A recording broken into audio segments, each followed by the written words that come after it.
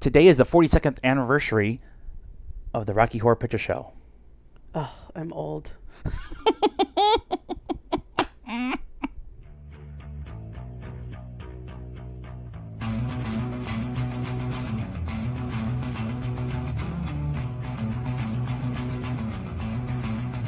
Hello, everyone. Welcome to the Pop Culture Cult. I'm Sean. I'm Janice. And fuck you, Monday. Been dealing with a sick puppy and sick me.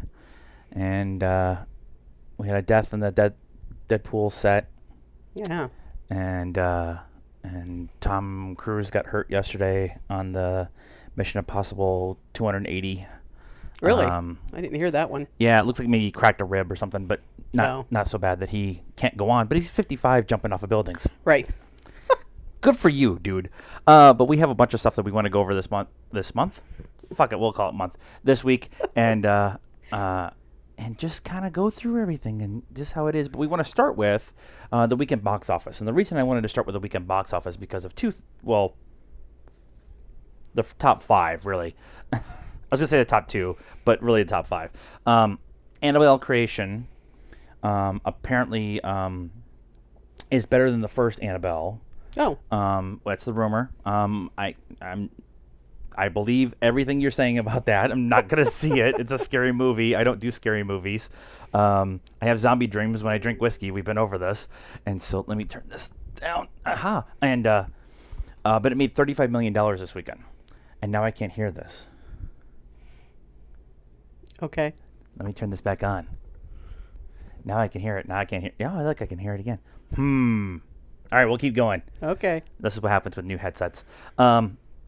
So $35 million is pretty good for second week in August for a horror film. I'm pretty surprised by that. Yeah. I mean, I don't really know what horror films generally do, but August? Seems good. Yeah. Not for October or something like that? Especially here, at least, it's the first week back to school for most of the schools. So, and the colleges and stuff. So people are busy doing other things instead of going to the movies. Right. They're getting, back to school shopping done and everything. Yeah. But Dunkirk is number 2. Yeah. And it made $10 million, almost $11 million this weekend. 153 total. Really happy for that movie. Yeah. Like I said, probably the best movie we've seen all year. Yeah. It's not my favorite, but pretty good. If you've been watching the Collider guys, they've been talking about the Nut Job 2, Nutty by Nature. Give it a minute. They did a cartoon movie and called it Nutty by Nature. They went through marketing and said this was a good idea. Yeah. Well, and they're not really understanding it's naughty by nature. Like, that's the play. Right. So. This was my whole argument that we had when the Salt and Pepper song, Push It. Salt and Pepper? Salt and Pepper was the song Push It was used about pushing a door open or pushing the lawnmower. That song's about sex. Did anybody in advertising ever think about anything that... No. Jesus Christ. God. The Dark Tower has only made $34 million. Yeah. It fell victim to the... it wasn't great and it wasn't terrible. It's just okay. Yeah. Which means people aren't going to spend their money to go see it right now. Right. They'll wait till it comes out on Blu-ray, and then everybody's going to come, or on DVD, and everybody's going to say, hey, this is a lot better than everybody said. I think if they had stuck to the movie or made the movie that Stephen King fans wanted to see, that hype would have helped push it along for people who aren't Stephen King fans. Right. You can't make a movie for both. You obviously you just can't. They made it for non-Stephen King fans to be able to enjoy. To be able to enjoy it. And the Stephen King fans are like, not going. Yeah, and that's just stupid. And it kind of falls victim to that. One of the classic blunders. Never get in a land war in Asia. Only slightly less known as this. right off the rails. The article that I was reading, that I was telling you about Rotten Tomatoes and their kind of effect on the movie industry. Right. And I think that they need to start thinking about that when making movies, especially ones that are, like maybe people will go, maybe they won't. Now, Marvel movies and Star Trek and Star Wars, they don't need to do that. Right, but for these ones that they're kind of not sure about, Valerian's another good choice. The King Arthur, the Guy Ritchie, that tanked, and almost everybody that saw it said, I had a good time. Yeah. But I think it had like a 30-something on Rotten Tomatoes, and that was nobody else went to see it. And that was the critics. And Rotten Tomatoes itself is not going out there and saying, we're watching this movie and we're giving it a percentage. Right. They're taking all the percentages of all the critics together and putting it out there, and it's just a formula. Right. They're just the avenue for the formula. I think studios need to be much more aware of, and I'm not going to say not to take risks, because I really appreciate, there's a ton of risk. Dunkirk's a risk in the top 10. Girls Trip is a risk. Atomic Blonde is a risk. Kidnap is not really a risk, but I mean, it made $20 million. Baby Driver was a huge risk. Yeah. Logan was a huge risk because it didn't fit the comic book, yeah, stereotype and stuff. And so studios need to be much more aware of what the public is probably trying to get. If you and let's be completely honest, 100% honest.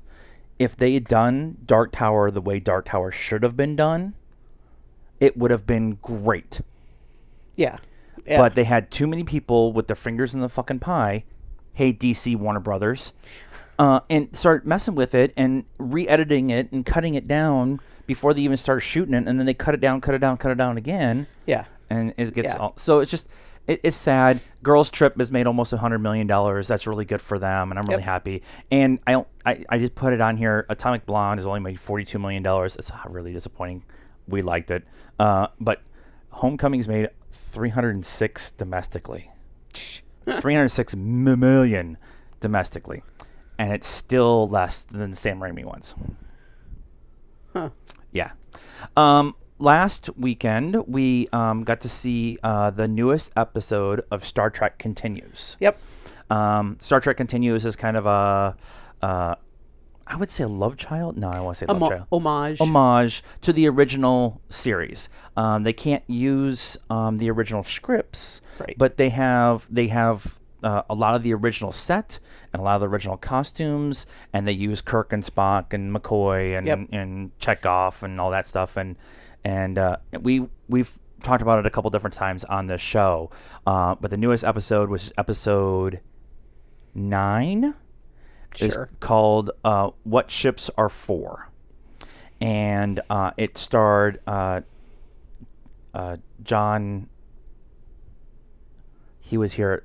John Q from frickin' Next Generation. Oh, right. God, I can't remember his name right now. Yeah. I was going to write it down and I totally forgot. He was here at Comic-Con, and the guy who runs the Star Trek Continues, Vic Maglione, was here at Phoenix Comic-Con, and I'm gonna continue to say this until somebody tells me differently. They got together and had a conversation, and Vic asked them to be on the show, and he went and filmed. This was a okay episode. It was about immigration. It was. It's very timely. And very timely. A lot of it was in black and white.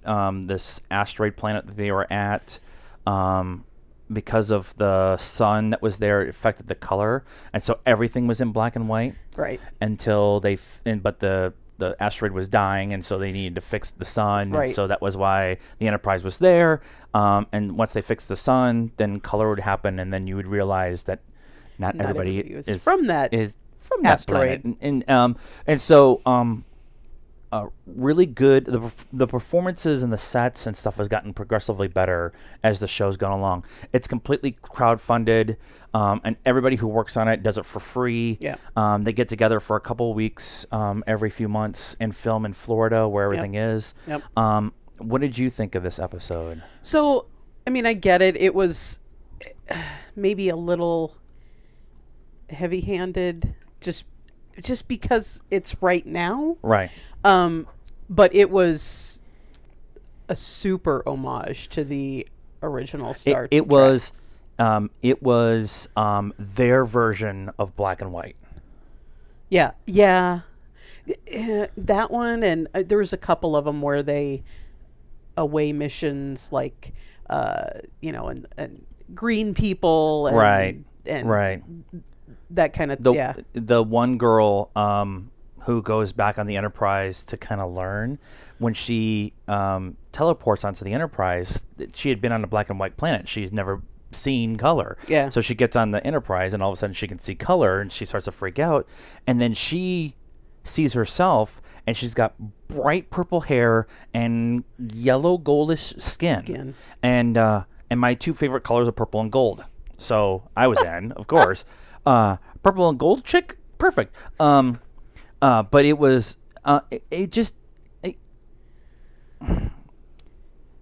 my problem with the episode, and I'm not gonna say it's not a good episode. It was okay, and I'm gonna say it's okay because it was so heavy-handed. And the other episodes have been where they've talked about stuff, but they haven't been so blatant. Sure. I've been feeling great all day. Irish version of blatant. It's blatant. Blatant. Hey. But we actually have a signed poster from what was the White Iris episode. The whole cast was here at Phoenix Comic Con. We had a signed poster, so we obviously love the show. But this one just didn't hit the mark with me. Yeah, and I think I would like to see, and this is again crowdfunded, and so I kind of feel like to ask them to do something is not fair. Right. But the thing that worked with Star Trek originally was that they would do these kinds of episodes, and then they would do tribbles, right? And something silly and fun, and then and it just kind of seems like most of them, or at least most of them recently, have had this impactful big message. Yeah. And there was a lot of that in the original series. There was a lot of that in Next Generation too, but they also had those lighthearted moments. You got to have stuff. some funny ones in there to kind of break it up. Yeah, but it's definitely worth it to go watch and get caught up in the series. They are actually built to be on TV, so they're like 45-minute episodes, and they actually have where the commercials would actually be and stuff, and they Vic and his girlfriend or whatever, who plays the counselor on the show, who wasn't an original member of the cast, but she's on the show of the Star Trek Continues.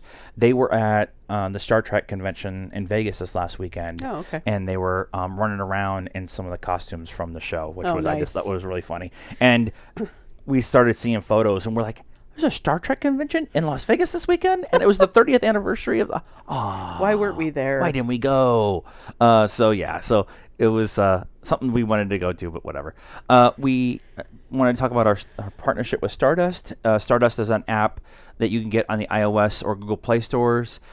It's completely free. You sign up and you set up your account using your Twitter or your Facebook, and then you can do little 30-second reviews of whatever you've been watching, movies, TV shows, trailers. I actually did one for the trailer for Starship Troopers, The Traitor of Mars, which is the new Starship Troopers movie that's coming out, and it's animated. We need, okay. It's animated. It looks really awesome. All right. It looks really awesome. All right. I'll show it to you after the show. Okay. But it's an app that you can use to give little reviews or reactions to whatever it is you're watching.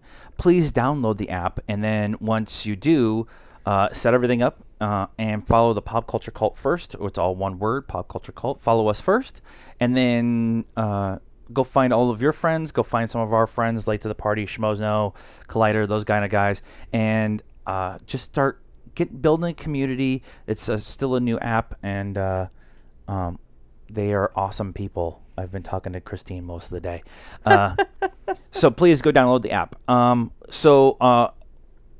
on our sci-fi weekend we had this weekend. We went to dinner on Friday, and we're at dinner and having cocktails on the patio in Arizona, which is a terrible idea, but whatever. And I said, we should go to Zia Records and get a rival and go home and have cocktails and shots and stuff. And my wife said, okay. And so we went to this Zia Records that was down the street from the restaurant we were at, and could have spent maybe an hour and a half or 2 hours in there going through. It's a new Zia we haven't been in. We haven't been. So we went and got a rival and on a Doctor Who episode, season, partial season. And so we talked about Arrival a bunch last year. It was my favorite movie of the year last year, super sci-fi movie. But the DVD itself is really, really good. They talk about they actually kind of go into the languages and the aliens. Xenolinguistics. Yes, and the Denis Villeneuve, that's the name. Yeah. The director was talking about the aliens that they used and the different actors and stuff. And then the guy who wrote the short story and the guy who wrote the script were on, and they were talking about it. And it was just a really, really good DVD. Yep. Especially for a movie that we really liked. I wasn't disappointed at all with it. No, and it holds up on DVD. You know, a lot of times you go see a movie in the movie theater and you're like, oh yeah, that was good, but I don't know that I want to own it. I don't need to see it over and over and over again. And we got done watching it, and I was like, I really want to watch this again. Yeah. But it was like 9 o'clock, and we weren't going to make it through. No, I barely watching made it to 10 again at night. But, so yeah, it's because the way it was shot. I'm not gonna put the spoiler thing up, but there's spaceships that come to Earth, and one of them goes to Montana, and Amy Adams is this language. There we go. Expert, and they bring her in. But there's shots where they're in this valley in Montana, and the spaceship is in the middle of the valley, and it takes up the whole valley, and it's just like this huge panoramic shot, and they take this helicopter ride in to the valley, and you can see where their people were gathering, and the military was having to keep them away, and then the insta base and the whole shot, the whole thing was really well done. If you like how Dunkirk is shot, then you'll like The Arrival. Yes. And even the stuff where it's not those big expansive shots, the cinematography you want to move over there so you can actually of like her house and the lake that she lives on, and the shots from the window inside, it's and the guy who's the cinematographer on this is doing Han Solo. Right. He's the one that didn't get fired. They fired the editor and the director and stuff like that. He's the one that's constant. So, but Denis Villeneuve is doing Blade 2049 and Blade Runner 2049 and Dune. Right. But and Dune's out there. Dune's next, I think. Started, yeah. Yeah, I don't think they've started, but I think that's next after Blade Runner. But yeah, so Denis is very quickly becoming my list of directors I really like. Yep. We did our Game of Thrones review from the episode last night called Eastwatch. I've watched it 3 times now. Holy shit. Just as good for different reasons than The Spoils of War, which was the episode before it. I was all over Facebook and Twitter today because I stayed home with a sick puppy and sick me, and was just posting memes and all kinds of different things from Game of Thrones from the episode last night. Yeah. And I not really trying to spoil anything, but you can't talk anything about Game of Thrones without spoiling it. So, right. And there was a big reveal that we missed. Because we were so busy paying attention to the other side of that conversation. Yes. That we missed that. So, so when you go watch our review, which I'll tag at the end of this video, please understand that we missed that one. And you'll know which one we're talking about. Yeah, because it's all over the internet today. Because it's all over the internet. I'm like, God, we have to do like a mini review or something. So go watch our Game of Thrones review. And our still yet to be unsponsored Schmoedown Match of the Week event. We had 2 matches. We had an Inner Geekdom match with Robert Meyer Burnett, the former champion, and Jay Washington, the Urban Gladiator. I hope he okayed that name, by the way. I won't say terrible match, highly unwatchable. But just so bad. It was bad. It wasn't great. It was bad. It seems to be a theme with the Tuesday matches. I'm pretty sure that I could have won that match, and I was going against a former champion in that match. I'm okay. I'm good. I'm not that good. We've talked about this before. I'm good with movie trivia, but those fuckers are amazing, and I would have won that match. Yeah. Not running my mouth. I'm just saying it was just a struggle. It was really a struggle. Yeah. But Jay Washington won that match. He's actually going to be in now. It's going to be a fatal 5-way for the top contender. Right. There was going to be a 3-way. No, I think it's going to be a 5-way, and so it was. If you like the inner geekdom stuff. I still don't know why James Bond is a category. Controversy. But the team match was Friday. And the defending undefeated champs, the assholes, the Patriots, with JTE and Jeff Snyder, defended their belt against Rotten Tomatoes. Right. It's Rotten Tomatoes. Right. But they came out as MODOK. And it was Gray Drake and Matt Ashady. And they came out as... Boris and Natasha. Natasha, and they stayed in character the whole time, which may or may not have caused them to lose the match. I'm not going to say no because they've never been in a championship match, and there's a couple extra rounds with the buzzer and stuff like that. Right. And if you haven't been in those rounds, let alone trying to stay in character, that's really hard. Yeah. And there was, it's not going to spoil it, but there was... in the speed round, I guess, you hit the buzzer and you answer immediately. You get 2 seconds. And Matt Ashady was trying to stay in his Boris character, and so he was like, well, I think, and they're like, nope. 1, 2. Actually, Christian even says, as soon as you hit the button, they name the person. So Matt, he goes, Matt, 1, 2. And if you don't answer in that 2 seconds, it's a point off your team, and then they move on. The next question. So, and that's pretty much what they lost by. Yeah, so. yeah. They came down to a tie. They came up to a tie, and then they had the first question. The only one to get it right was JTE. Jeff's been kind of carrying that team for a while. It was nice of JT. What am I saying? Fucking assholes. If they would just lose and. Robert Meyer Burnett is on that team, and Andrenko gets a clue. Finstock can go away. I mean, it was just, they're good bad guys. They're totally great bad guys. Yeah. It's it's a wrestling premise. You gotta have the I know, assholes. but it you're only as good as your bad guy. In that instance, yes. And they are great bad guys. So please, if you're interested in sponsoring our not yet to be sponsored Schmoedown Match of the Week, please get a hold of us. So they're redoing Hellboy. Yes. And we've talked about this a little bit because David Harbour is going to be Hellboy. Right. And we really liked the Guillermo del Toro Ron Perlman ones. They were really, really good. We wanted to see the third one. No studio on the planet was going to give him $200 million to do that one. Right. So they're going to reboot it, rebooting it with the original maker, the original comic. It came out last week that Ian McShane from... oh, dear God. The Western TV show... Westworld? Not Westworld. Back further about the OK Corral. They said cocksucker a lot. Oh, yeah. Hi. We're terrible. I'll think of it. And he was in Game of Thrones and stuff. He's a great actor. No, not Tombstone. He's going to be Hellboy's dad, which will be, well, the guy who finds Hellboy's dad. He's in Game of Thrones.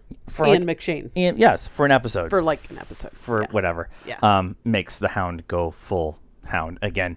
No, not Torchwood either. Fuck. But they announced that the movie was going to be called, let's see if I had it on here, Hellboy and the Blood Queen, or the Blood Queen of Hellboy, or something like that. And they shortened the title down to Hellboy. And they've hired Mila Jovovich to be the Blood Queen. Oh. And so she was originally, her name was Nimu, And she was an apprentice to Merlin. Yes, that Merlin. And she worked dark magic and stuff like that, and she became immortal. And so they buried her deep in the earth and defeated her, but she didn't die.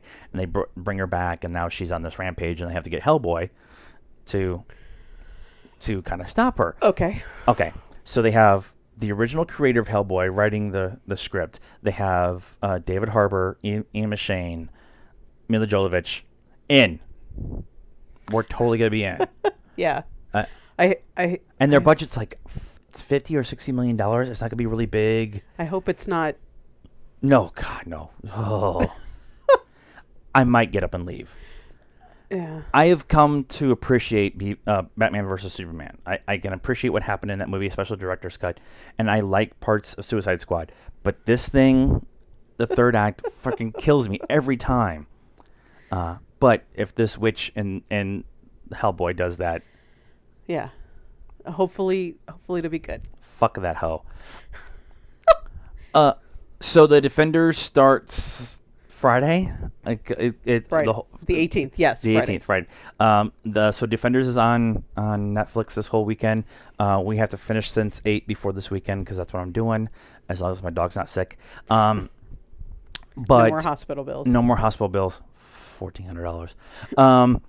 But it came out today that they're going to start filming Jessica Jones season 2 here really quick. Yay! And David Tennant is coming back as Kilgrave. Yay! Which is awesome. But I don't know how.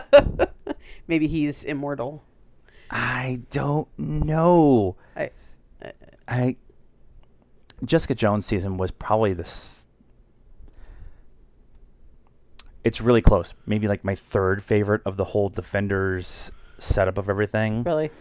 I like Jessica Jones. I like Jessica Jones a lot, but the first season of Daredevil is pretty awesome, and the second season of Daredevil is Game of Thrones level awesome. Yeah. It's really, really, really good. And it introduced Jessica Jones and Luke Cage and the Punisher and all that stuff. So we need to go rewatch all of that. You're high. Okay, we're just not going to go to work this weekend. Okay. I'm okay with that. Can we win the Powerball? I'm trying. God damn it. But I'm really excited about David Tennant being, if we can't get him back on Doctor Who, we'll get him on this. All right. And then the last two things we wanted to talk about. I'm wearing my Star Wars shirt tonight for a reason. I finished listening to the first of the Aftermath series of novels. It's called Aftermath. It's essentially the Aftermath series is a trilogy of books that closes that fills in the gap between the original 3 Star Wars movies and A Force Awakens. Right. So it's that gap in between. It's how the Empire rebuilds into the First Order and all that stuff. And everybody who I've listened to, read, whatever, has said the Aftermath series as a whole is really good. So you have to listen to the first one to get to the second one and the third one. The second one's Life, Debt, and the third one is Empire's End. And so I listened to the first one. And it's origin story for the group of people that will be the catalyst to telling the story for everyone else. Right. Which is kind of disappointing, but I understood why they did it this way. Right. You have to set up the characters. You have to set up the characters, especially these 5 or 6 characters that are in this book that are going to continue on in the 3 books. I'd love to see them show up in the movies at some point in time, but to have them, you have to set them up and how they got together and stuff, and it's a little ragtag group, kind of like the guys on Rebels. The problem with the book that I really had was they did these interludes and like completely different stories outside of the main story arc, which really was kind of disappointing because the interludes were cool, but they really didn't have any meaning to anything else that was going on in the story. Right. So there was one about like the Jawas. So the Jawas, there's these 2 guys in the Jawas tank, whatever the hell they call it. I can't think of what a toaster. and they're arguing over getting the proper parts, and they finally get in this room, and they're pulling out all these really nice weapons and tools and whatever, and one of the guys pulls out this tote.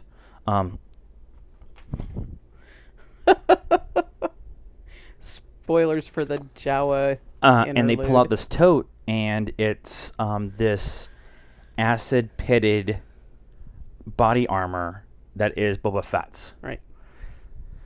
So really cool story. Maybe 3-4 minutes, because I listened to the books. The audio books are really, really awesome. I'll get into that in a second. But that story is awesome, but it has nothing to do with the rest of the story, the rest of the book. Right. But again, it's potentially set up for something else. And there were several that were like that, where I have no point of reference of who these people are. Right. And I'm not. I can go deep, but I can't go super deep with Star Wars stuff, especially within the books. And so there was just stuff that happened, and I was just like, yeah, I'm not digging it.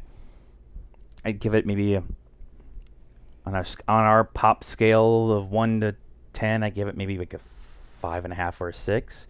But what makes it really good is their audio drama. So they have all the music. They have John Williams music, and they have all the sound effects and all the stuff. And the guy who reads them does 50 different voices, and you could tell each of the voices from each other. So that part's really cool. If I was reading it, I would have been done. I would have been 3 chapters in and been like, see ya. But the other one I listened to, read, was Inferno Squad, Battlefront 2's Inferno Squad. And it's an origin story of Inferno Squad that's going to be the main focus of Battlefront 2, the game. Right. It's written by Christy Golden, who's done a bunch of game stuff and a bunch of stuff in the Star Wars universe. Right. It's read by Kalei, I cannot remember her name, but she's the girl who plays the main character in the game. She's the one they did the mocap on, and she's actually the one who's actually reading the book. And she does a really good job.